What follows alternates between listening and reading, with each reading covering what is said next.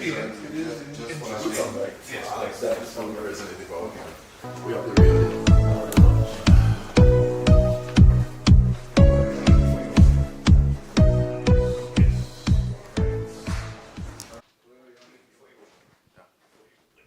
Yes. All right. All right. Good morning. Sorry, everybody ready? Good, good. Go straight ahead. Okay. Good morning, ladies and gentlemen of the press. It's afternoon already. Yes. Well, thank you as usual for assembling here today for another press briefing episode. And of course, we've already had one full week of school. I'm pretty sure the Minister of Education would have already provided his own updates, but in the event that you have more queries, concerns, questions concerning the start of the academic term, the Minister of Education will provide you with some updates. So without further ado. Thank you very much, Mr. Isidore. Good morning, members of the press. My name is Sean Edward, spelled SHAWN-EDWARD, Minister for Education, Sustainable Development, Innovation, Science, Technology, and Vocational Training. I'm happy to report this morning that we've had a very successful reopening of school across the country, and that the 26,000 school children entrusted in the care of the Ministry of Education, they are in school as we speak, and they are being attended to by their teachers. We were able to execute a very successful summer works program. That is a work program that basically allows us to undertake repairs to the various school buildings across the country and ensuring that the students and the teachers operate within a comfort level, within an environment where learning and teaching can be most effective. Save for the Balata Primary School, the summer works program was completed, and as I indicated earlier, all schools reopened on time. We did receive an additional $1 million from the Prime Minister for ongoing repairs, and this has to be timetabled very, very delicately to ensure that there are no disruptions to instruction. So the additional $1 million that we got from the Prime Minister, the Plant and Equipment Unit headed by Mr. Hubert Hart, working very closely with the Office of the Chief Education Officer, they are putting a timetable in place to ensure that whatever repairs we continue to undertake will not adversely affect the flow of school or interfere with instruction. So some of the interventions will happen on evenings after dismissal, others will happen on the weekend, but the one thing I can assure you is that the space will not be compromised. It will always be conducive for teaching and learning whilst we look to complement some of the work that we would have done during the summer break. So I'm very excited about what is happening in the Ministry of Education. I would have, in an address to the nation, speak about quite a few initiatives that are currently being rolled out by the Philip J. Pierre administration. And one of the areas that I probably should have accentuated is the level of psychosocial support that we will be providing this academic year to our students and our teachers. As we speak, and it has been so for a very, very long time, there is only one attendance officer in the Ministry of Education, and this individual is supposed to provide oversight for every school in the country, from Vieux-Fort in the south to Grosley in the north, Soufrière in the west, and Dennery on the east coast. I had a sit down with Prime Minister Pierre prior to the reopening of school, and through the Ministry of Finance, of course, supported by the Office of the Prime Minister, we will be recruiting 4 additional attendance officers to basically go into the communities and to engage families, parents in particular, and students who have proven to be delinquent and not attending school with the degree of regularity that we believe they ought to be attending. The 4 additional officers will be complemented by an additional 8 psychosocial support officers to complement the work of our school counselors and district counselors. Let's face it, we continue to provide for our students through the school feeding program. We continue to ensure that we give them as pristine a space within which to operate as possible with their teachers. But very importantly for us is the psychosocial well-being of our students. We have students who come from dysfunctional families, broken homes, and even before they can sit in a classroom and absorb what the teacher is imparting, we have to ensure that they are in a frame of mind that would lend to they themselves, the students, being ready to grasp whatever is being taught. So we will have an additional 8, as I indicated, psychosocial officers to complement the work of the counseling team we have at the Ministry of Education, at the district level, and at the school level itself. We are also investing heavily in early childhood education. We are poised to roll out a comprehensive universal early childhood education policy. Currently, St. Lucia enjoys universal secondary education, and we also have universal primary education. And we're saying the time has come for us as a country to have a universal early childhood education policy. The Prime Minister, last year, he made a subvention available to early childhood practitioners, the private practitioners that is, where every private preschool or early childhood center received a grant from the government of $2,500. This has been increased this year, where each of the private early childhood centers will be receiving a grant from the government of $3,000. The Prime Minister also last year made available to early childhood centers, private centers that is, $50 on behalf of every parent to pay for the services on behalf of the child. That has been increased this year. It has been doubled, where every child will be receiving compliments, the government, $100 for early childhood services. So this sits well with the broader vision that we have for early childhood education in this country. We have spoken at length as an administration about having one university graduate per household. And how do we intend on achieving this? By providing scholarships and higher educational opportunities for the young people of this country.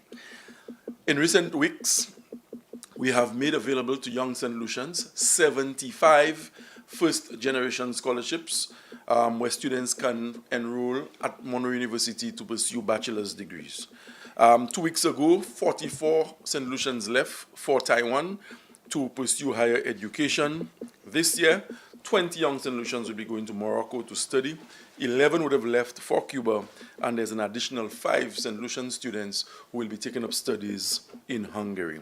So the program to have at least one university graduate per household is ongoing. It is one I'm very excited about, and I'm extremely pleased with the strides that we are making in this regard. This morning, Cabinet will be deliberating on a memo emanating from the Ministry of Education, where 120 bursaries will be approved for young St. Lucians who have enrolled at the Sir Arthur Lewis Community College to embark on studies. Still at the Sir Arthur Lewis Community College, the government has made a substantial investment in nursing education. We currently have a deficit in our healthcare system, where we've been told that we are short by 150 to 200 nurses. And one of the strategies that we've employed to try and retain the nurses graduating from the Sir Arthur Lewis Community College is to subsidize tuition for the nurses. They're currently offering a Bachelor of Nursing program at Sir Arthur, which spans a period of 4 years. So the student who's enrolling in year 1 complements the government of St. Lucia tuition support in the form of $2,500. The second-year student gets support from the government in the form of $2,500. The third-year student, in his or her penultimate year, receives, by way of tuition support from the government, $5,000. And the final year or fourth-year student in the nursing program at the Sir Arthur Lewis Community College receives a tuition grant from the government of $10,000. 140 nursing students at Sir Arthur stand to benefit from that particular intervention. I have been at the college in recent times to interface with college administrators, board members, faculty heads, and even the students themselves. And I can tell you there's a buzz at Sir Arthur, particularly in the health sciences division, where the students are openly expressing their gratitude to the Prime Minister and the government for this timely intervention. So all in all, as it relates to higher educational opportunities, scholarships, and bursaries, this government, since we came into office, we have expended, or we've spent just under $12 million only for higher educational opportunities, scholarships, and bursaries. And this is in keeping with what we would have said on the campaign trail, that upon assuming office, we would place a premium on education. There's a lot more coming in the education sphere, and I will leave it to the Prime Minister to make some bold declarations in terms of the additional support that he's putting together, support packages, he's putting together for students enrolled at the Sir Arthur Lewis Community College and higher education in general. Our government, upon assuming office, and it is a promise that we made on the campaign trail, that we would be paying CXC, CSEC fees for fifth form students at the public secondary schools. Now, there was a time when the acronym CXC was synonymous for all examinations. CXC, as it pertains to us in St. Lucia, we focus primarily on CSEC, which is the exit exam for secondary students, and those who do post-secondary training with CXC, they sit the KIP. And before CSEC, you have the CXC CPEA, which is the Caribbean Primary Exit Assessment. For CXC CSEC, what most persons would refer to as CXC, that is the exam being taken in Form 5. We did say on the campaign trail that upon assuming office, we would be helping parents with CXC fees. Immediately upon assuming office, we started paying CXC CSEC fees for mathematics and English for every student, Form 5 student in the public primary school, secondary school system. The Prime Minister has increased the number of subjects being paid for to 4, as opposed to the 2 that we were paying for last year. So in addition to mathematics and English, we're paying for 1 science subject. We are also paying for 1 foreign language. So for English, the average Form 5 child would be required to pay $81.15. For mathematics, the child would be required to pay $81.15. For science, the child would be required, or the student would be required to pay $81.15. And for a foreign language, the average child is expected to pay $96.15 per foreign language. With the government now paying for mathematics, for English language, 1 science, and a foreign language, the government is covering, through the Ministry of Education, $340 on behalf of every child. And when you extrapolate that figure, given that on average we have approximately 2,200 students writing those subjects, you can well imagine how substantial an investment we are making in covering the fees for our students. Our government has once again come forward, and we've committed to paying the teaching material allowance, which we call the TMA, of $1,400. And you must understand that prior to this administration coming into office, the TMA was just a paltry amount. And Prime Minister Pierre, true to form, did promise that the TMA would have been increased. So today the increased TMA stands at $1,400, and every teacher in the school system, the public school system, will be receiving the $1,400 as teaching material allowance, irrespective of the teacher's employment status. So we have teachers in the system who are temporary, we have teachers who are permanent. Irrespective of your employment status, you stand to benefit from the TMA, which will be paid at the end of September. Temporary teachers. It was always a financial burden for temporary teachers to meet their commitments to their banks and their families at the end of August, because they were not being paid a salary in August. Prime Minister Philippe J. Pierre, in his wisdom, thought that this was wrong, and he committed monies to ensure that temporary teachers, like their permanent counterparts, would receive a salary at the end of August. This morning, I can report here to you that every temporary teacher in the public school system in St. Lucia has received his or her salary. And again, irrespective of grade. So if you have a teacher who's teacher 2A, who has not been trained and has just entered the system and probably receiving $2,500 as an arbitrary amount for salary, that teacher would have gotten a salary commensurate with the grade. If the teacher happens to be a graduate teacher 2, and the employment status is still temporary, that teacher would get an amount commensurate with the grade at which he or she is employed. So every temporary teacher has been paid, and moving forward, this is something that we intend on keeping. This is not a one-off, but this is an intervention that we have made as an administration because we understand the plight of teachers, and we know how difficult it can be for some of them, given the commitments that they have to look after family, to try and further their education. Some of them have health issues. And like the students at the Sir Arthur Lewis Community College, whom we are helping by way of tuition support, the teachers are expressing their collective gratitude to our administration for that particular intervention that we have made on their behalf. So, as I indicated, we've made a very successful start to the academic year. I'm very excited about what is in store for the school year, and I must profit the opportunity to thank all the stakeholders who've been working with the Ministry of Education, in particular the St. Lucia Teachers Union, the National Principals Association, the police, the students' councils of the various schools, for the support, for the opportunities for dialogue, and to contribute meaningfully to the work program of the Ministry of Education. It does not matter who the Minister of Education is.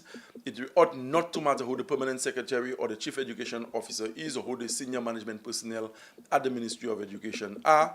What is very important is for there to be buy-in so that in a symbiotic relationship, we can all move forward just to ensure that we are giving the best educational experience to the children of this country.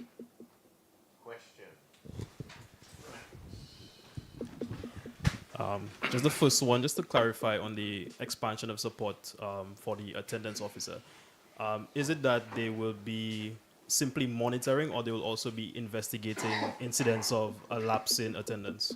Yes, well, it's a combination of rules that are clearly spelled out in the terms of reference. I can report this morning that there's one particular officer who has been recruited and is working in the person of former Police Commissioner Cressida Pellius. And she has been given responsibility for education districts 5 and 6, that is the Miku area, Dennery, and Viewfort. And the role of the attendance officer is a very, very important one. And as I indicated before, there's more to the education and development of young people than just having them in a classroom setting where a teacher imparts knowledge, skills, and attitudes, and then prepares students for evaluation or exam. This education minister and this administration that I'm a part of, we take a very keen interest in the holistic development of the child.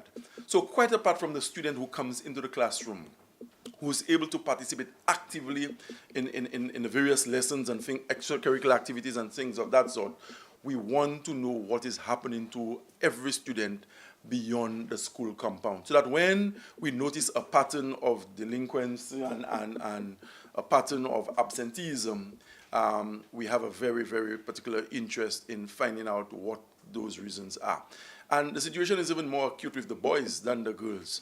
And we've had instances where education officials have had to go to homes and make interventions that are not even within their job description, just to try and salvage boys who would have fallen prey to some of the ills of society. So I think this is very important. As I said, 4 officers perhaps isn't ideal, but this represents a marked improvement over what obtained for more than a decade, where you had just one officer having to service an entire country. So I welcome the Prime Minister's intervention with 4 additional officers, and I think this can only augur well for a much better education system where our approach is one of balance. We will accentuate all we have to along the lines of the academics, but at the same time, we understand our responsibility to provide psychosocial support, to go into the community and to understand and appreciate the dynamics that are militating against the good conscience of our students, the goodwill of our parents, and we are here to provide support. My other question, sorry. Last week, just before the opening of school, a memo from the ministry would have made its way into the public sphere, issuing an interim directive on student deportment with specific details on hair and how hair is kept. So can you maybe take us into those discussions which led to that interim directive, and if you can opine on the broader student deportment policy to come. Well, I'm on the record as stating that the education system is more than just students being ready to sit exams and to pass exams and then to certify them to take up employment in the workforce. We have to be very careful as educators how we handle situations in schools. We have to be very careful in terms of what we impress upon the minds of our children. There will always be a place for proper deportment in any society. And the school has a tremendous responsibility in shaping the future, shaping tomorrow. And from very early, you want to inculcate in the minds of school children that there are certain behaviors, be it in terms of expression, in terms of dress and how you carry yourself, that are acceptable socially. And there are also behaviors that would portray you in a particular light. And what we want is for our students to be conforming, but be creative at the same time. So we establish standards and rules at the school level, just to get students to understand that not everything can go as we say, and that there are certain, as I said, patterns of behavior that society will accept, and there are also behaviors that society will frown upon. So when we put together a policy for deportment, the intention is not to show anybody up, but to get our children to understand that as you develop, as you grow, there are certain responsibilities that you have to yourself. A directive was issued that no child should be sent home because of hairstyles and things of that sort. And the reason for that is that this has been a very vexing issue for a very, very long time. This morning, a document will be sent to the cabinet for endorsement. The document was put together after extensive consultation with teachers, with principals, and other stakeholders. But like anything else, once there's public participation, you will not satisfy every individual in the public space. But I think generally the document that the Ministry of Education has compiled adequately captures the sentiments of educators, parents, and a lot of stakeholders who on a daily basis impact what happens in the education system. Good afternoon, Minister. Good afternoon. My question has to do with special education teachers. Is there any initiative for this school year to kind of boost that section when it comes to education? Yes, very well. SEN education, special needs education, is an area of programming in the Ministry of Education. I must tell you that we have a lot of work to do as it relates to the promotion of what we do at the Ministry of Education in relation to SEN education. Very recently, we did receive monies from the office, well, from the Ministry of Finance or the Prime Minister himself, where we were able to recruit 10 aides, additional personnel to help with special education and to help with our students.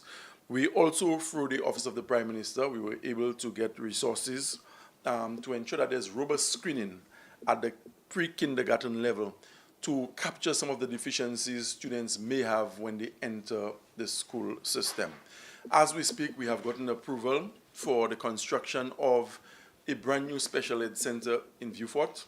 The latest that I got from my team was the exact location where the school had to be constructed. I can also tell you that the discussions have been ongoing in relation to the relocation of the Donata School in Castries. There's a plot of land earmarked on the Millennium Highway for that particular building. And there was also a plot of land somewhere in the vicinity of the Calvary that was also being considered for the construction of a new school for Donata and special education generally in the Castries Basin. Funding has been approved, so it's just a matter of sitting down with the Department of Physical Development and the other stakeholders to arrive at a final decision so that construction can begin very, very shortly. The Ministry of Education will also intend on recruiting teachers at the school level. It will not be feasible to have teachers at every school, but to increase the number of special education personnel we have with a view to sharing them on a district basis. The situation is sufficiently complex, but at the same time, we understand that we will not have the resources to deploy a teacher in every school or teachers in the quantum that the practitioners themselves are asking for. but instead put them at the district offices where they can be shared by schools, of course, using a modality derived or designed by the Chief Education Officer and her education officers. All right. Thank you very much. Thank you. Nice. Thank you. Beautiful ladies, you all have to move.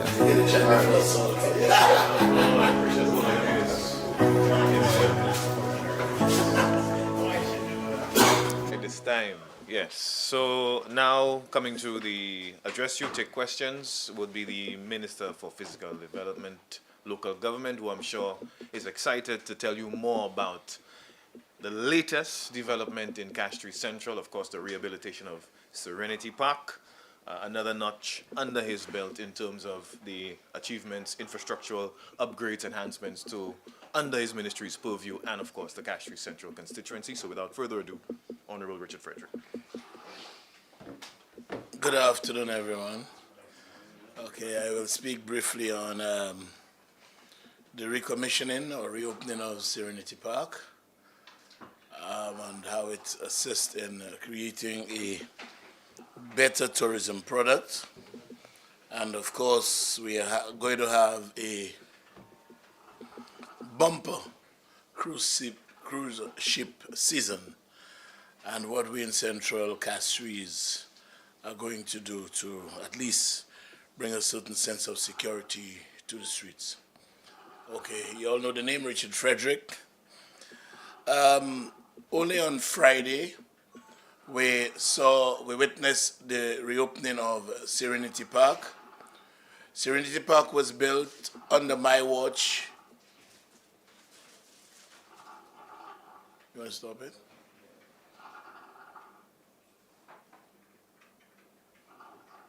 Yes, it's done. Okay, let's go again. So on Friday, we saw the reopening of Serenity Park. It was built some 14 years ago, opened sometime in 2011. Obviously, by now, persons know it is the brainchild of your humble servant. And sadly, during the years 2011 and 2025, 14 years, whilst it remained a safe space, nothing was done to improve what Serenity Park stood for. I always knew that the task was incomplete, and so when the Almighty permitted me to reassume the ministerial position that I now hold and the district representative of Castries Central, I knew I had to continue. I immediately lay my plans on the table in terms of adding an amphitheater to Serenity Park with changing rooms. That is now done. And we have added 3 or 4 more vending facilities to further empower the people of this country. What we have realized is that we may not have the expertise within the Castries Constituency Council, who owns the park. We may not have the expertise, and so a committee will be formed for the operation and the promotion of Serenity Park. We do know that it was meant to have been a place where weddings could have been kept. Visitors to our shores can get married there. If you go there now, you'll see the gazebo. The gazebo was meant actually to facilitate the entrance of the bride and groom by boat, come into the gazebo, get married right there, and have the festival or the activity or the fete or the party, whatever you want to call it, outside in the open area. So a committee will be formed as early as this week to spearhead the promotion and operation of Serenity Park. And I'm hoping that in the not-too-distant future, we can have some superstar being married right here at Serenity Park. So that in itself will set the stage for even greater international recognition. That having been said, one will understand that this government has been on a drive to improve our tourism product, given the fact that our foreign exchange. Tourism is the backbone of our foreign exchange. And we need to ensure that whatever we provide for visitors and obviously locals alike is top notch. So Serenity Park stands as one of the first experiences cruise ship visitors would have as they disembark from the port. From there, we also have the anchorage, which was recently built, and we do know, all of us do know, the beauty and the kind of artistic character that anchorage embraces. Then, not too far from that, we have the Jeremy Street Plaza, which was recently refurbished, and the tag was kept or held by GPH, who are now doing the boardwalk. So all in all, the government is creating a holistic environment to actually ensure that when visitors come here, they spend some money and that there's an economy that occurs within the tourism sector that permits each and every vendor in this country, each and every taxi driver to make a dollar. We are expecting this season a bumper cruise arrivals. We're expecting thousands and thousands of tourists. In fact, from my instructions, this year should be our largest cruise arrival year on calendar in the history of cruise arrivals. So that having been said, you must understand we have to create an enabling environment to ensure that our visitor experience is one that remains ineffaceably stamped on their minds, and they themselves can be used as some form of advertisement for St. Lucia, wittingly, unwittingly, or otherwise. They will go and tell their friends, and others would want to visit St. Lucia, as has been the case for Carnival on many, many occasions. So we are trying our best to enhance the visitor experience. One of the things I have given instructions to do is that the city police, we want to ensure that Castries is literally flooded with police officers during the times when we have a heavy cruise passenger arrival. And so I've given instructions to the city council, the mayor, and the inspector that all leave will be cancelled on days when we are heavily burdened, well, not burdened, but we are heavily laden with cruise arrivals, to ensure that at least there is a sense of security that pervades the environment. And so alongside that, we have secured 200 new cameras. They are already in our possession at CCC. We are working along the Small Business Association, SLISBA. We are actually donating the cameras to businesses in the Castries Basin so that cameras can assist us in crime detection. We are rolling out that this week, and hopefully we should see full installation by the end of next week. The cameras are already with us. It is something that I said I wanted done to ensure. The sad thing is, you may ask business owners to put cameras. They may want to do it for their personal security, but it's a different thing when it is done for the security of the city. And so we are going to donate the cameras. We will stand alongside them in their installation, and we will have access to whatever that camera picks up to ensure that those perpetrators, those persons who believe that life is better, in the crime vein, we will send a strong message to them that our degree of tolerance is running out very, very quickly.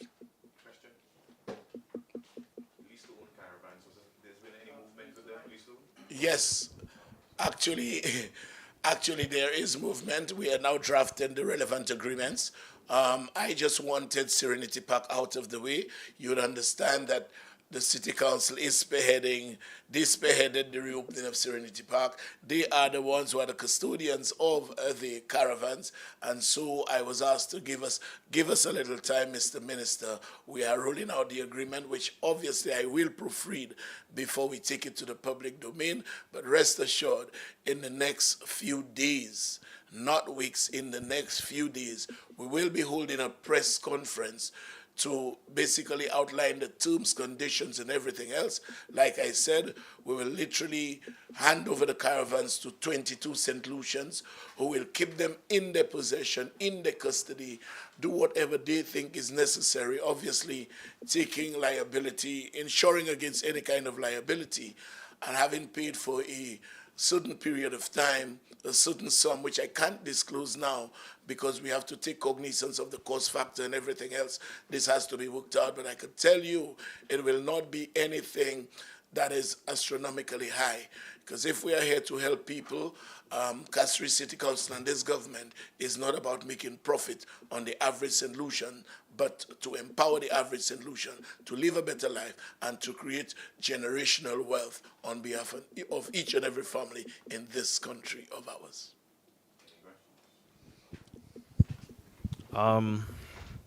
There's quite a bit of remedial works taking place in the boulevard, as well as the construction of the halls of justice, which has brought a lot of heavy machinery and these sort of things.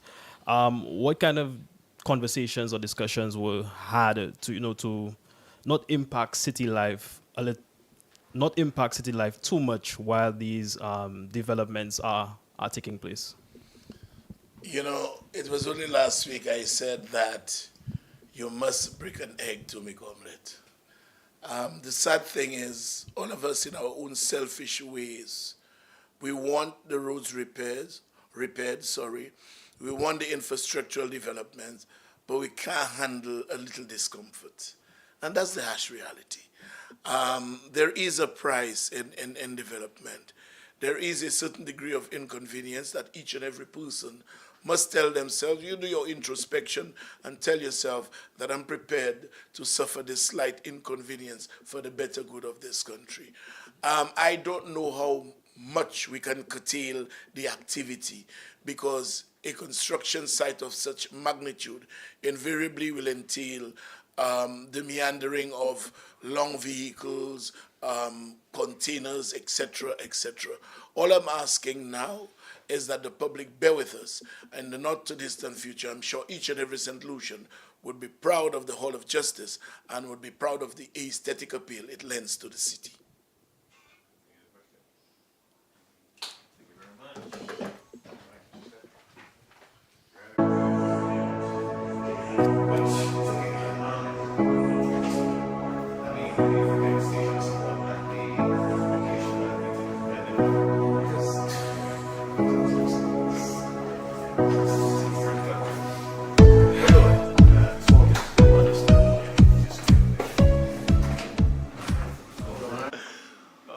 All right. So yes, the Minister for Sports and the Member of Parliament for Grizzly is particularly excited to be here today for a couple of reasons. One, maybe he might change the order, but Grizzly won its home match, and I stress home match, at the brand new Francis Babalastic Mini Stadium.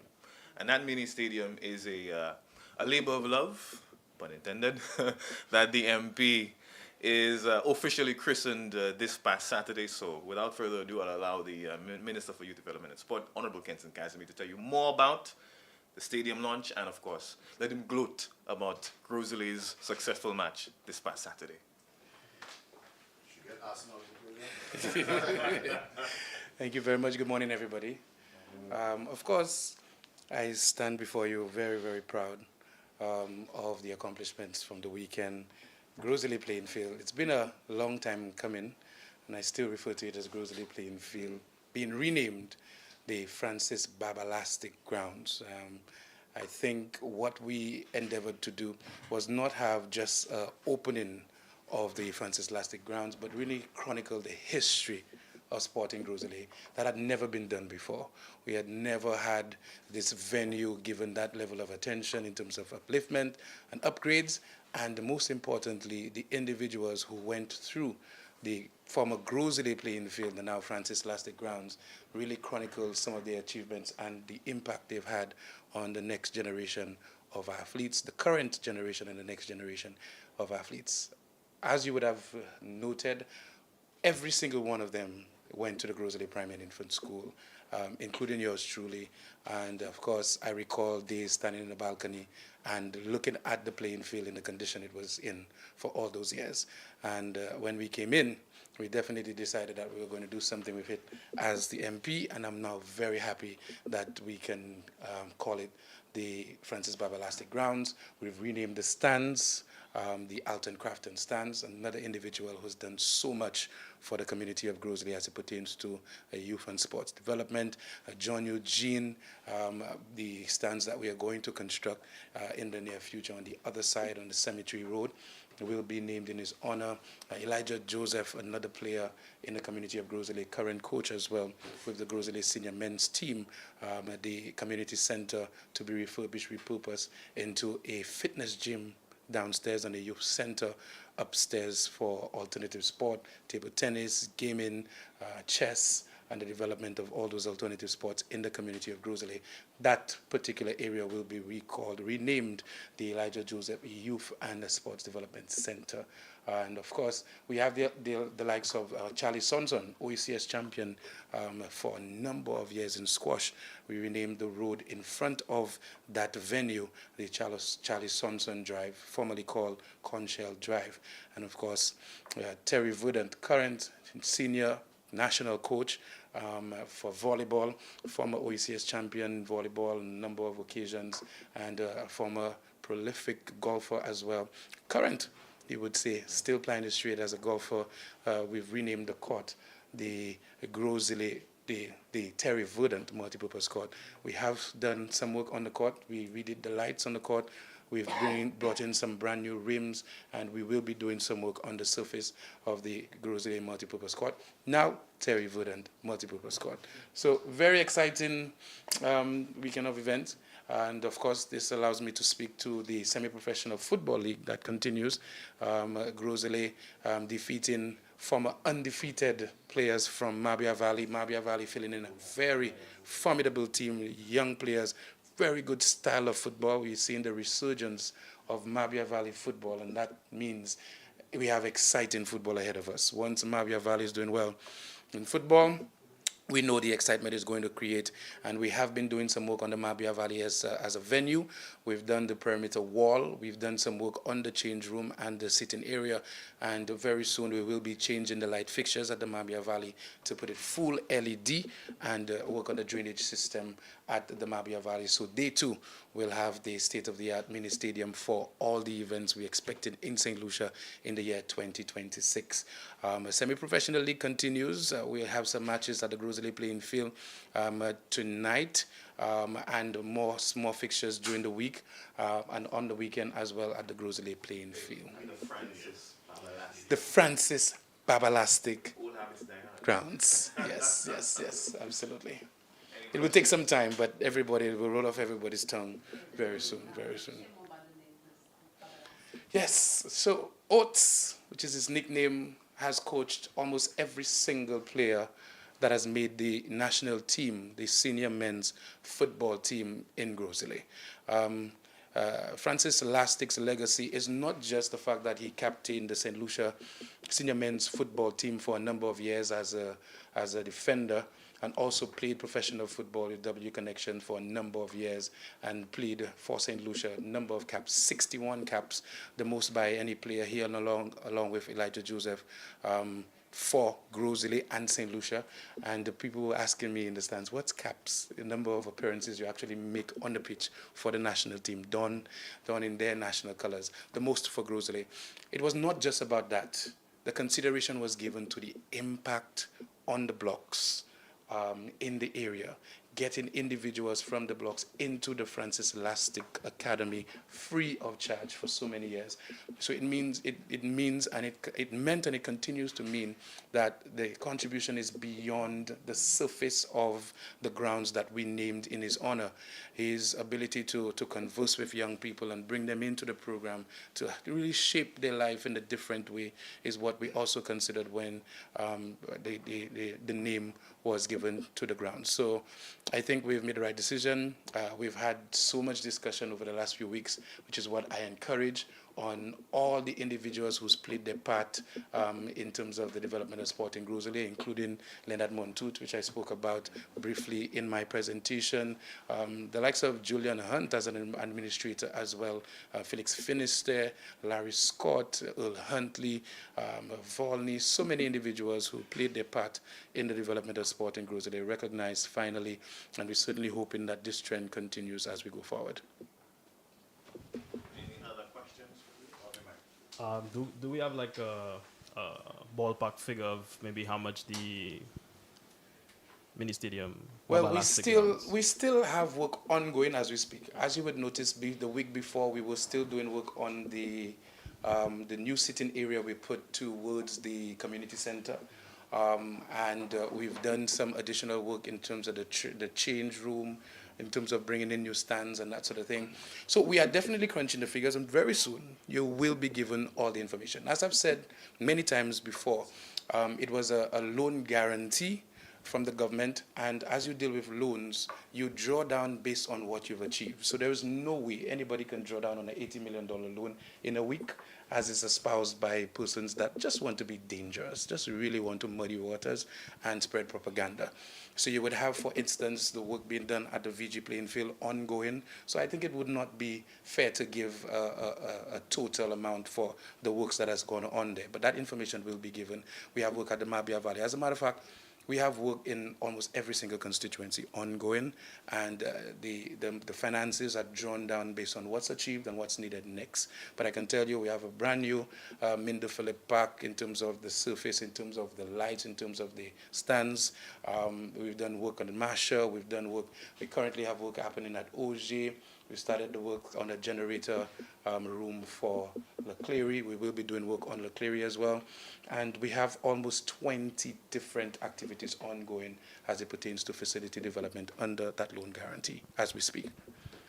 Just staying on the constituency front, apologies if you have opined on this and maybe I missed it. But a pretty big road expansion taking place in Grosley right now.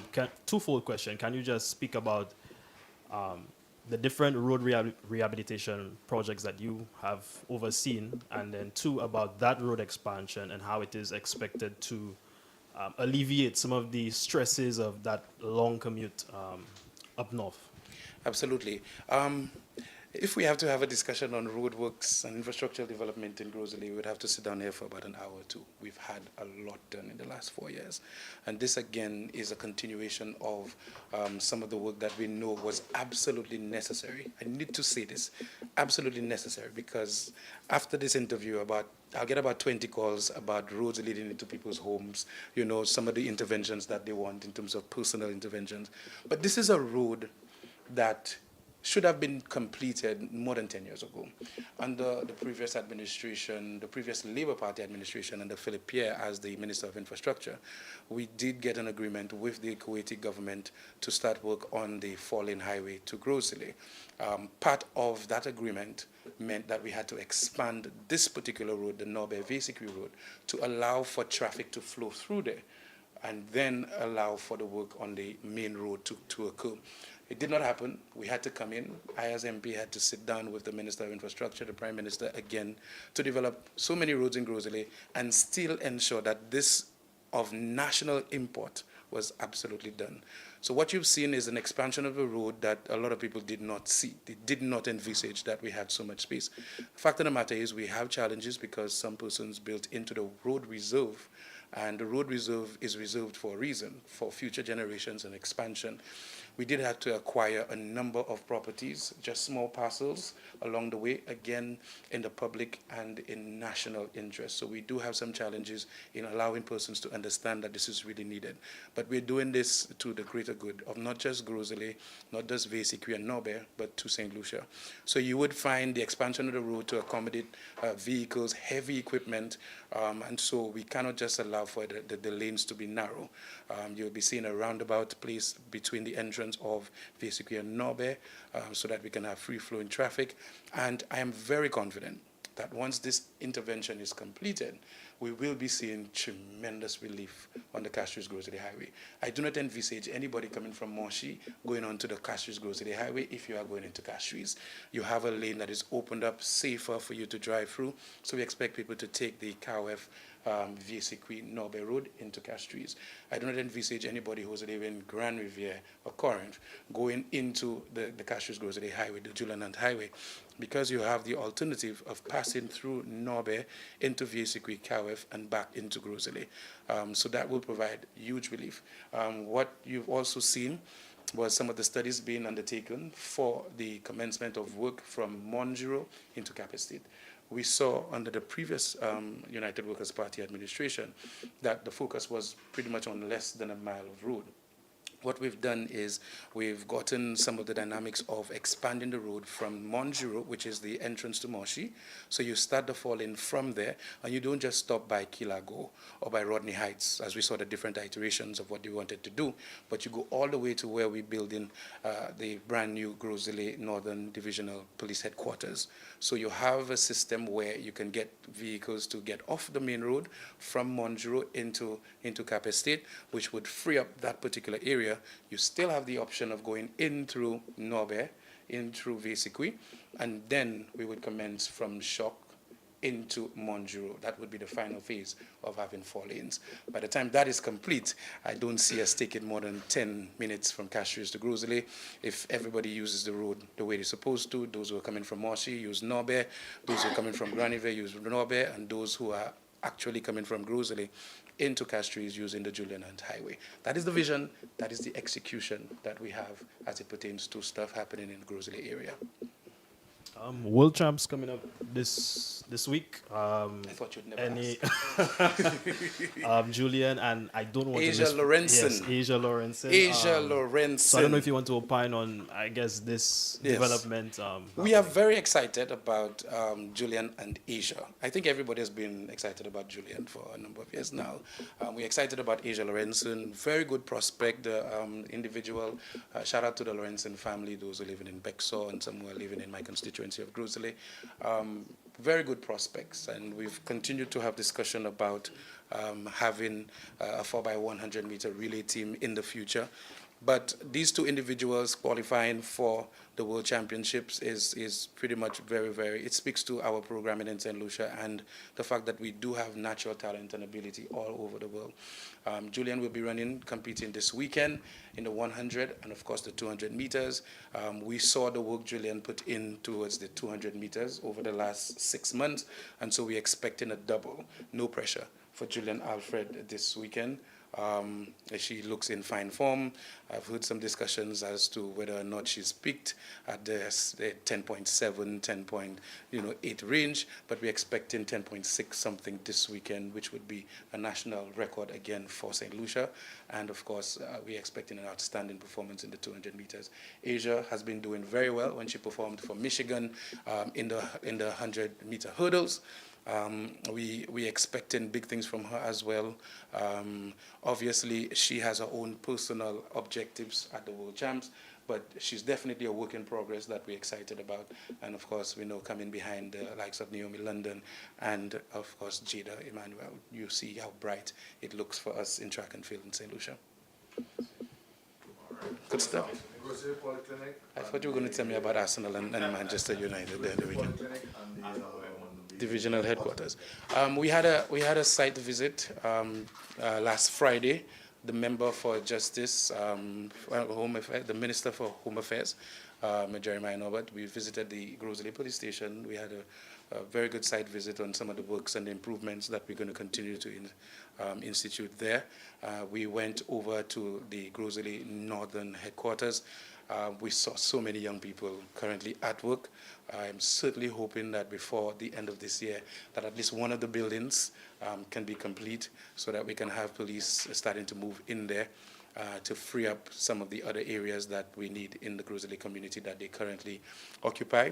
But the work continues in earnest there, and we've been waiting for so long. The police have been out of a home for so long in Grosley, and we're very excited about the work that has continued there. The Grosley Polyclinic, the expansion, again on stream. We're certainly hoping that before the end of the year that this new expanded area will be available to the people of Grosley. And again, these things are not only for the people of Grosley, but the visitors who come on the Friday night and the weekend, and the persons who commute the Castries-Grosley Highway to use Pigeon Point and all the entertainment that we have in this beautiful community. An emergency ward, a place to actually house more nurses and doctors, and to ensure that it is 24 hours. We know how long we've needed a 24-hour polyclinic in Grosley, and I'm very confident that towards the end of this year, hopefully, I don't have the actual final dates, that very soon we will be moving into the new area at the Grosley Polyclinic. Another promise made before we came in, and a promise that will be kept for sure.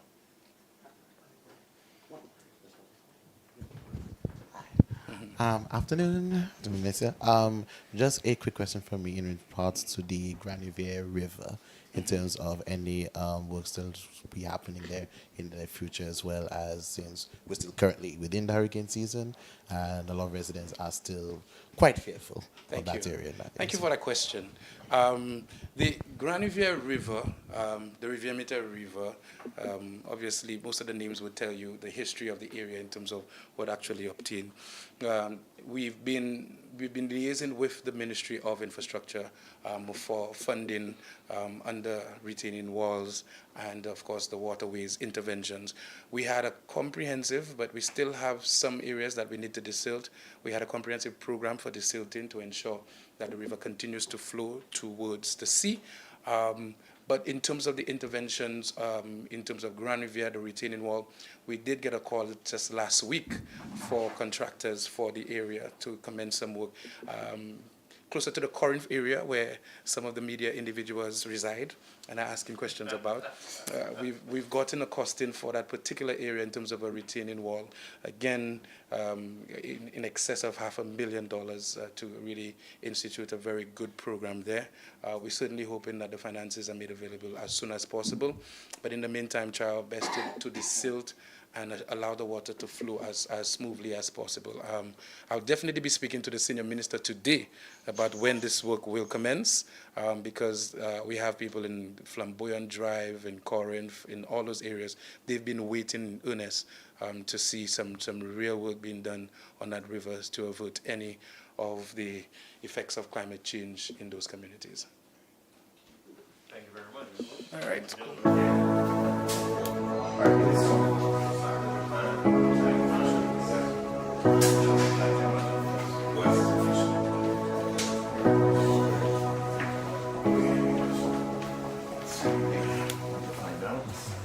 So the Deputy Prime Minister, Honorable Dr. Elias Hilaire, is back from a official visit to, well, he led St. Lucia's delegation to AdExpo in Osaka, Japan, and he also made a stop for an official visit in Taiwan. So without further ado, I'll allow the Minister to give you a brief on his mission. Thank you very much to everyone. So it was very exciting whilst I was out, so I'm sure you have a lot to ask me. Thank you very much. Well, I'll start off with the the statement that I had the delegation to World Expo. I think you probably would have seen some of the feedback that we got. It was a fantastic experience for St. Lucia at World Expo. We put on the St. Lucia Day. In the morning, we had the official ceremony where I spoke as well as the Director General for World Expo, and St. Lucia put on a cultural presentation presenting St. Lucia. We then had the parade of St. Lucia through World Expo, which was another fantastic presentation. The turnout, the support was really amazing. We had a fashion show at the St. Lucia Pavilion at World Expo, and in the night we had the concert, St. Lucia, well, Rhythms of Ayanola, really presenting the culture of St. Lucia. All in all, it was a fantastic experience, I must tell you. The day before, we hosted the St. Lucia Business Forum. It was hosted by Brand St. Lucia Export, CIP, SLTA, and the Invest St. Lucia, where we invited a number of business interests in Japan and the neighboring countries, and presentations on possibilities for investment in St. Lucia were made, as well as St. Lucia Tourism Authority presenting on St. Lucia as a premier destination. The CIP did its bit in terms of explaining the CIP program and the latest developments that were taking place. And of course, Export St. Lucia gave an overview of the products and services that St. Lucia exports. We had quite a large delegation, quite a few creatives participated in World Expo, and it really added to the experience at World Expo. At the end of it, I think we were really touched by the response we got from the audience and from the Japanese, who were attending. We were really not even, well, I think we were all surprised that they were so familiar with our music and, some of St. Lucia's culture, and it really said a lot. Our creators put on quite a display. I mean, it's one of those moments when you literally got goosebumps for, as a St. Lucian to see the presentations that took place. And what was remarkable, because at that same time, St. Lucia was actually participating in Carifesta. So we had a separate delegation in Barbados presenting, and I'm sure you'd be aware of some of the events that took place in Barbados. So it really showed our capacity that we were able at the same time to have two major St. Lucian productions and major delegations of creatives, one in regional in Barbados and one international at Expo, displaying St. Lucia and presenting St. Lucia to the world. So that was very well received. After Osaka, of course, visited an official visit to Taiwan, accompanied by Minister Hippolyte and Minister Henry. We got the opportunity to express our appreciation to the government and people of Taiwan for the tremendous support that they've given St. Lucia over the last few years, especially their support for national development projects, such as Uranora International Airport Redevelopment Project and the St. Jude Hospital completion project. We were also very happy with the fact that they have made a significant contribution to community development in this country. So many small community projects, footpaths, steps and walls, and throughout St. Lucia, as well as social development programs. The Taiwanese, through the Constituency Development Program, is the primary financier of that program. So we got an opportunity to meet, presented to the President, as well as the Minister of Foreign Affairs and the Minister of Culture, where I personally thank them for the support they've been giving us in terms of the creative sector. Taiwan has been a big supporter of our creative sector. In fact, right now in St. Lucia, there's a workshop going on with a master builder from Taiwan, teaching our builders, costume builders, on new techniques in costume building. I think this ends on Thursday this week. So we got an opportunity to speak with them. They confirmed that they will be assisting us in the construction of a National Cultural Center in St. Lucia. So we're going to be looking forward to that. And as soon as we have some final details, we will be presenting it to the media and to stakeholders. So yeah, it was a very worthwhile 2 weeks, very productive. And I think, we achieved quite a lot.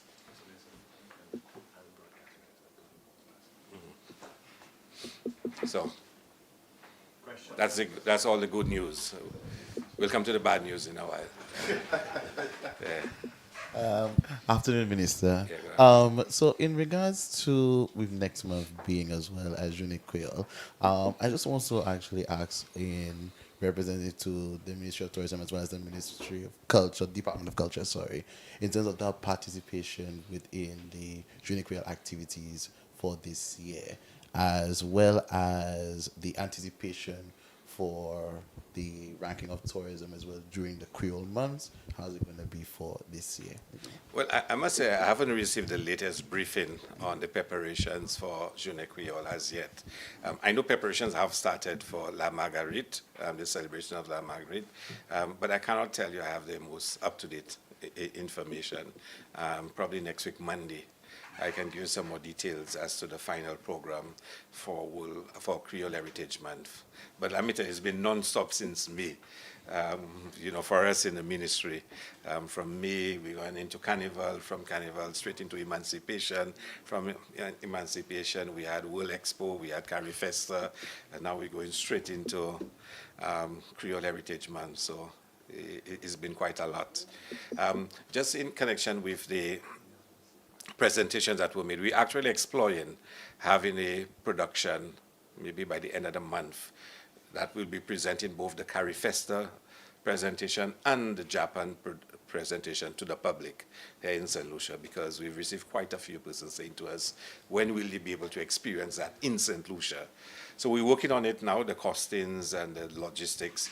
As you can imagine, for example, in Japan, you have a lot more technical support, space, size of stage, and infrastructure. So, but we're working on it, and hopefully we will have the production for St. Lucians to be able to enjoy it.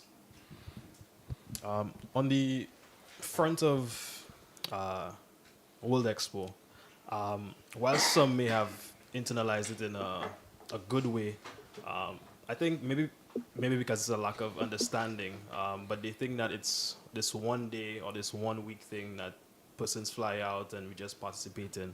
But can you give a broader scope of what the expo is, how long it's actually running for, and explain that the expo is still going on and is scheduled to end in October?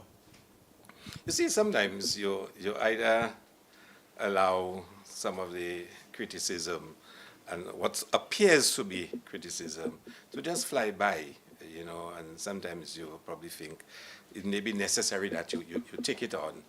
When we came into government in 2021, there was already in place approvals of monies from the CIP for St. Lucia to participate in Dubai Expo, a World Expo in Dubai. Ironically, then, the money was approved for the Prime Minister's office, that was under Alan Chastney, to manage that participation. We came in and we said, no, that's not how it should be done. This is not a Prime Minister's initiative, and we handed it to Export St. Lucia to take care of it and to manage it, because Export St. Lucia is the agency that exports the goods and services of St. Lucia. And World Expo is about presenting your country to the world for 6 months. So this pavilion in Osaka has been running from earlier this year, and it will close down in early October. So this has been running every single day. And you talk about all countries of the world. Some have some huge structures that they built on their own. They spend their own monies. Countries like ours, we receive ours free of charge from the Japanese Expo, which means we have a much smaller space. So we found the whole, support there. We didn't question it then. Nobody really questioned it then. And of course, now there's this expo, and the next expo will be in Saudi Arabia in 4 years' time. So this is a regular world exposition being held to showcase your country to the world. Each country has 1 day of the year where they are required to present to the world through culture, through theatrical presentations of what the country is all about. So it is not just a 1 day. We've been participating in this for months, and it will go on until October. But there's 1 day. The government of Japan provides for most of your country to participate. So it's not like we bore all the costs for all the participation. Of course, we did make our contribution for participation, but they would bear most of the costs for our participation. But World Expo raises a chance. This World Expo in Osaka will be visited by almost 25 million people. And St. Lucia up to the time I was there, had already registered 1 million visitors to our pavilion. Little St. Lucia in one little corner of the pavilion. I mean, people have actually come looking for St. Lucia to see and what it is all about and what St. Lucia is all about. We've registered over 1 million visitors to our pavilion. And that's why it's created, for the world to get to know about each other. Speak on the GPH. The opposition have been putting out miscontextualized facts and in some cases misinformation on the GPH deal. Would it not be in the best interest of the government to publish the GPH agreement?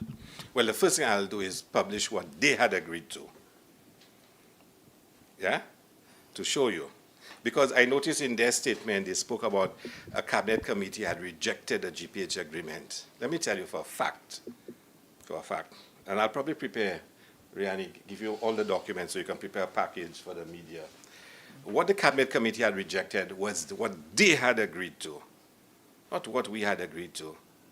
Let me give you the chronology. We came into government in July. There was a GPH proposal. There was a committee that reviewed it and told our cabinet, do not accept this. So the rejection by the cabinet committee was of their proposal. And then cabinet said, set up a new committee to go and negotiate a new GPH agreement. You following it? So when they said, oh, cabinet, they actually, let me tell you, I've never met a group of individuals who have no shame and lack of integrity like United Workers' Party, in all seriousness. So they are publishing a document saying this is evidence that the committee rejected it.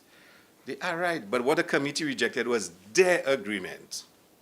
And we then went and negotiated a new agreement with GPH, which included adding Soufre, bringing in Banansby, because I can tell you, and I have a copy of the contract, they awarded a contract to a private company to redevelop Banansby at government's cost.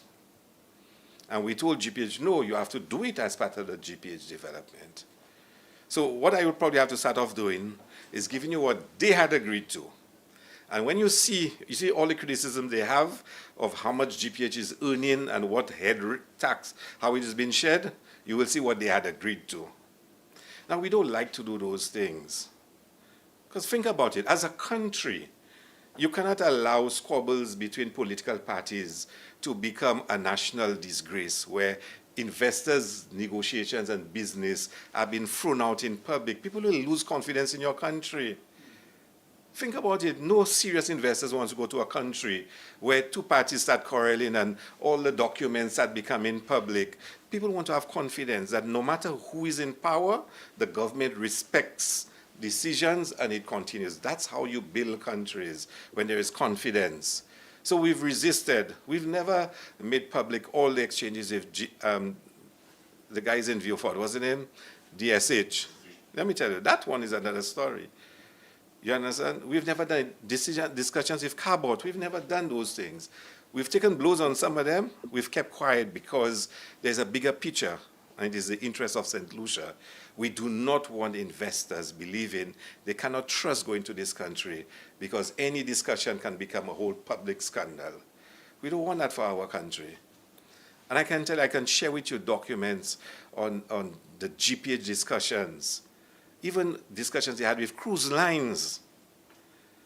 But you don't want to do those things because you want to respect government and the processes of government. But they're pushing you to the point where you almost just have to release those documents. So maybe we'll start off showing what they had discussed with GPH and what we rejected, because the committee said to reject it.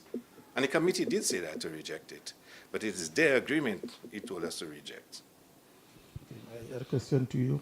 The UWP's rhetoric of providing a hand up and not a hand out has caught on with persons also asking what more the SLP ever has to offer than handouts, meaning in many instances the STEP program and small contracts.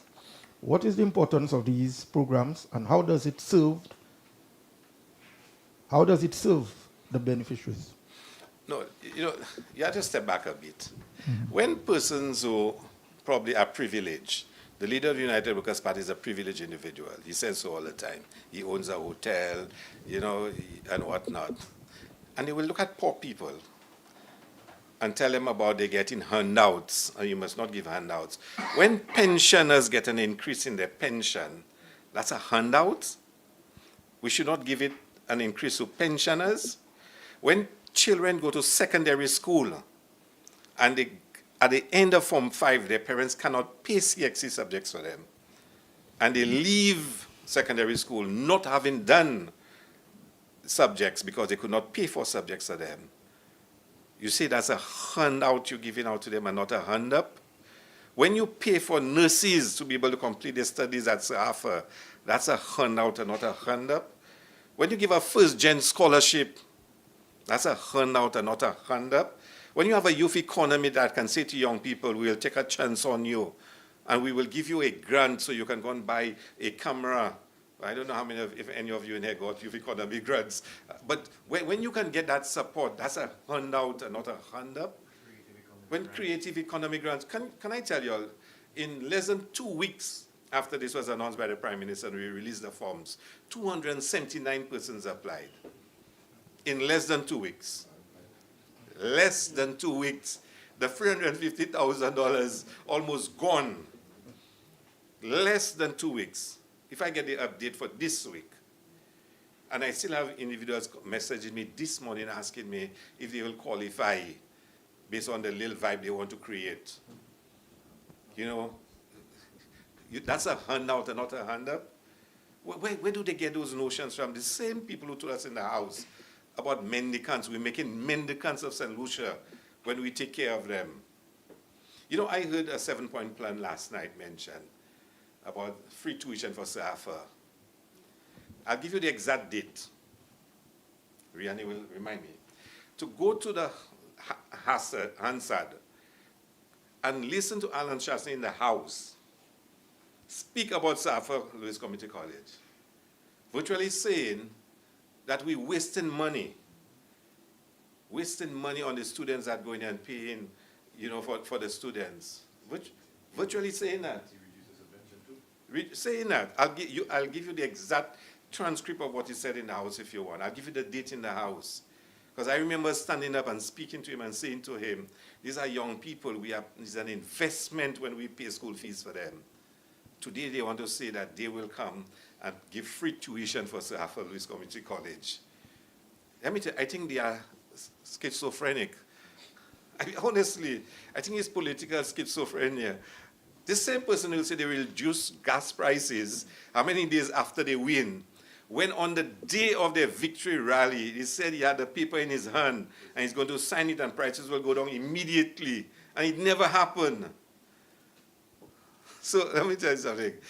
This is schizophrenia. I mean, no, seriously, a lot of sympathy for them, you know. So I don't know this notion of handouts. If you tell me a government is just giving individuals money for doing no work, for doing nothing, then you have a problem.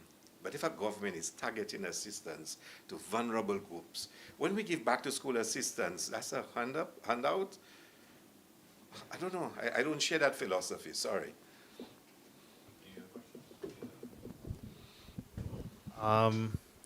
Cruise season is on the horizon. What kind of projections are we expecting? What is it going to look like this time around? Well, we're expecting the cruise season to be bigger than last year. And you hear a lot of talk about cruise in crisis. And let me tell you, I've never, I don't know which reality we live in. For somebody to tell me that tourism industry is in crisis and in serious decline, 2024 was, for us, the best year ever in the history of St. Lucia. The best year ever in the history of St. Lucia. Since then, we have had about 500 rooms off the market, which means we have less rooms. For the last 2 months or so, many of the hotels have decided that they're going to refurbish many of their rooms. So even more rooms are off the market. So of course, you'll have a slight decline because you have less rooms. Now, we're still on par with 2019. That was the best year ever. Put that in perspective. We're slightly below last year, which was our best year ever. And tourism is in crisis. where does the crisis come from?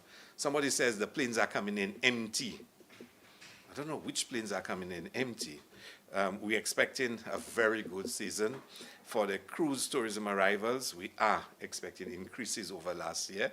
The thing about the cruise season, it runs for us from October to May, but it's registered January to December, for statistical reasons. But we're expecting a better season this year. And based on our work with GPH and our projections, within 2 years, we expect to go close to 1 million arrivals, which will be phenomenal. A lot of work is happening now, as you can see, on the waterfront. The vendors arcade work has started. Soufre work has started. In Banan, we've just been patient, giving the fishermen enough time to sort out themselves, despite UWP trying their best to tell them they should each get $1 million. We've been patient with that situation. But it's going to be a very exciting season this year, very exciting season. I'm looking forward to it. Already a couple cruise ships have arrived, and we're really expecting, a phenomenal season. Any new cruise ships, we guess, are some mega cruise ships coming on the market will be seen. Well, we're hoping to get the mega of all, the biggest of all, but we're just waiting for confirmation and see what happens. Is the development in any way going to impact some of the cruises coming in? Do you anticipate anything with the work? No, not right. The way it is phased and managed. So, for example, if you notice in the vendors arcade, they start in the old fire service spot first. And when that's completed, they'll go over to the existing vendors arcade, so that won't affect it. The development on the promenade is not really going to affect arrivals. The upgrade of Point Seraphine will not take place during the season, so it's not really going to affect at all. Soufre, where more of the luxury, smaller yachts go to. Soufre gets the smaller luxury yachts. They've already repaired one of the jetties, so it won't affect arrivals. And just a follow-up question in regards to, as well with tourism. So I know that a majority of the hotels are now moving into the way of having couples resorts and starting to move away from family-style resorts. Will that actually provide a bit of an effect within the tourism sector? Yeah, I mean, you hit it on the nail on the head. It is a major concern for us.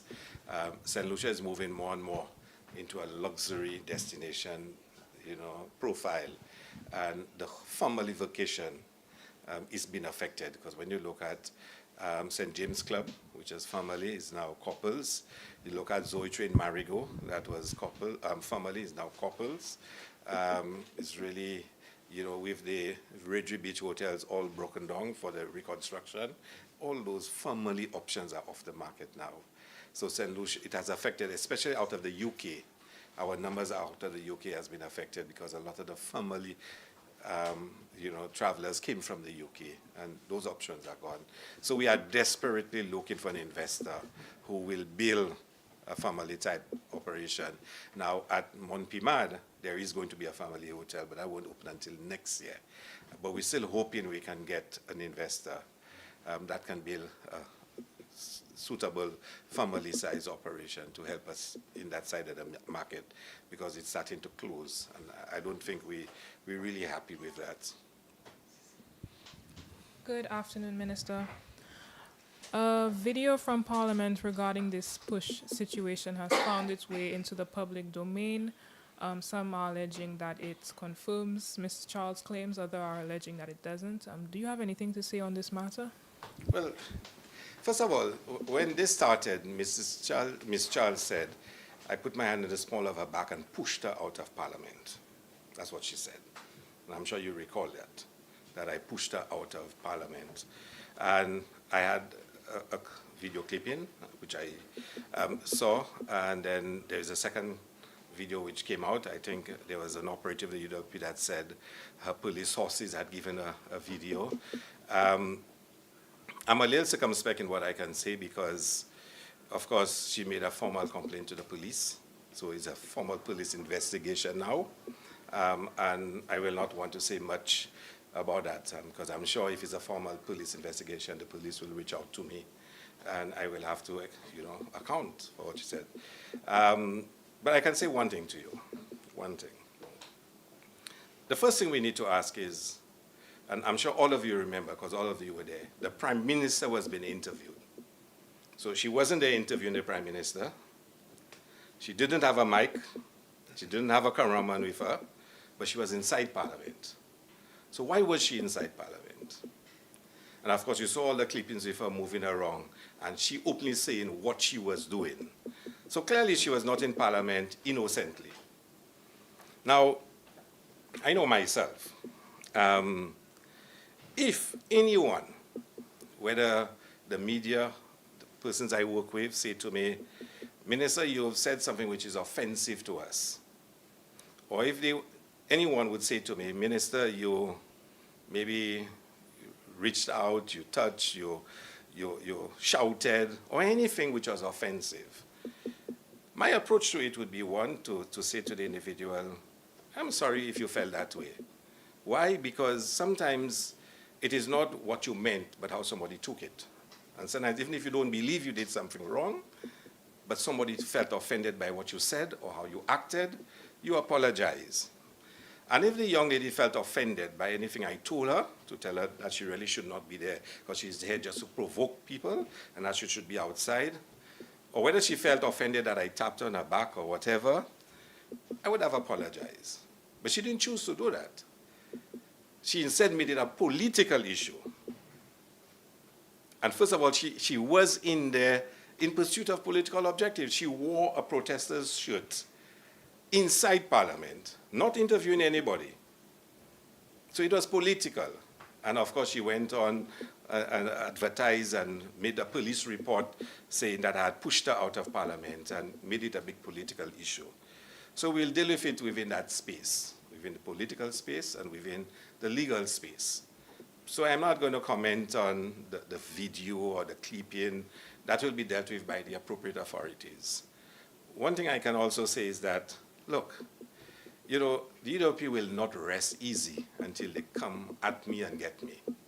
That has been the case since 2015. It's 10 years, 10 years that Alan Shastley has been tortured by my presence in politics. 10 years. It does not surprise me, and there'll be more to come. I live every single day of my life,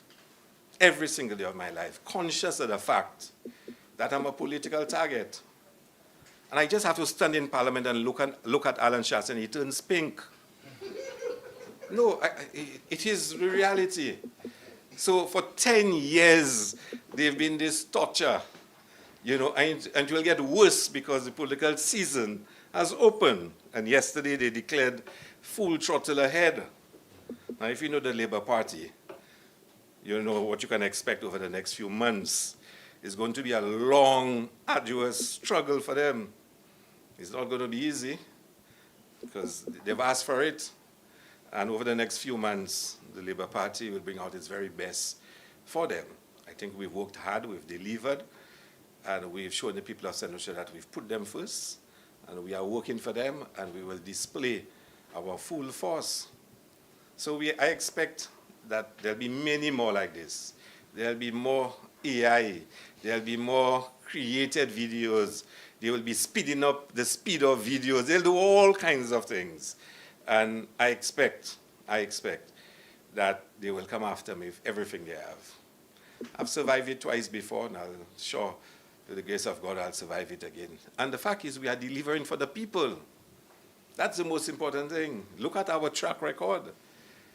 And you will see that we are government, not that we don't make mistakes, not that we're infallible. We make mistakes, because we are human. And every single one of us will make mistakes.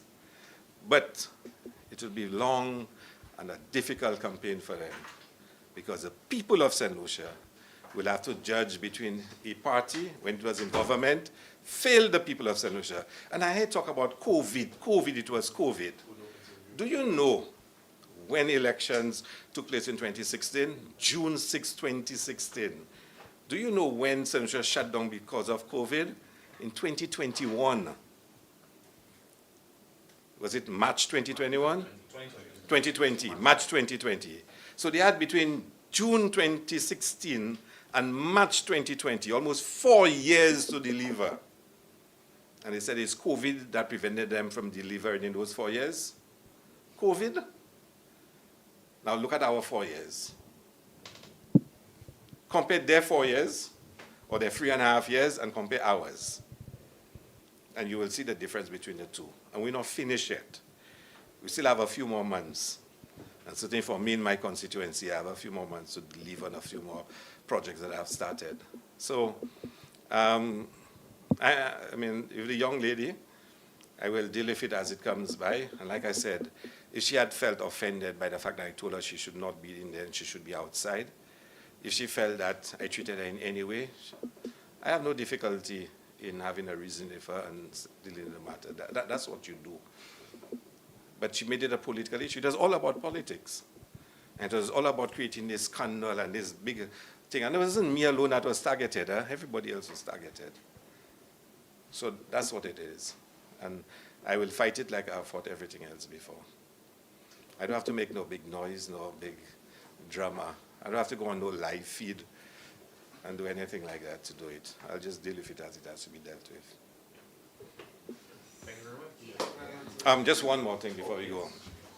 I said that was the good news, so the bad news has to be, of course, the death of Tony Paul as Minister of Broadcasting. I think I really need to express, on behalf of the government and people of St. Lucia, our condolences to him. In fact, I saw him just a couple of days before I traveled to Japan. You know, we presented the 2 hotels at Harbour Club, and he was there for the media session in the afternoon.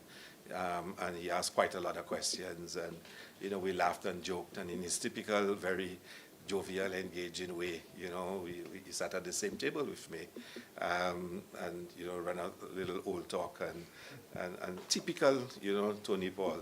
And so when I heard that he had died, it was a really, really shocker.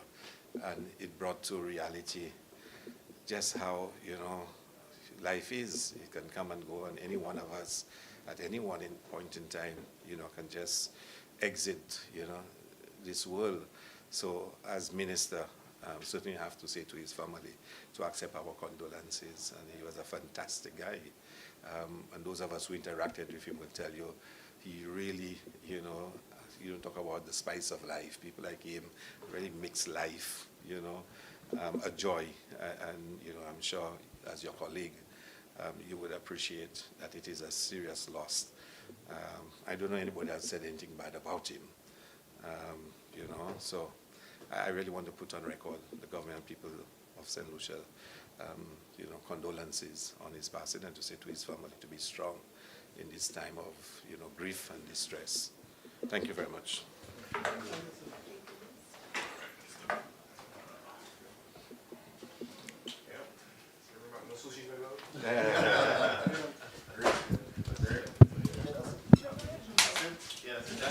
That's all, folks. This year, I don't leave.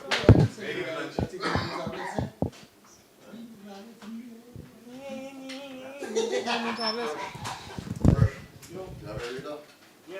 Hello, are you not sure? See, that's true. I think Mumu tablet saying that. So, Too quiet, boy, Jerry. you know when you quiet, lad, you make it morning. That's the only time you quiet. When you make it morning. I don't know.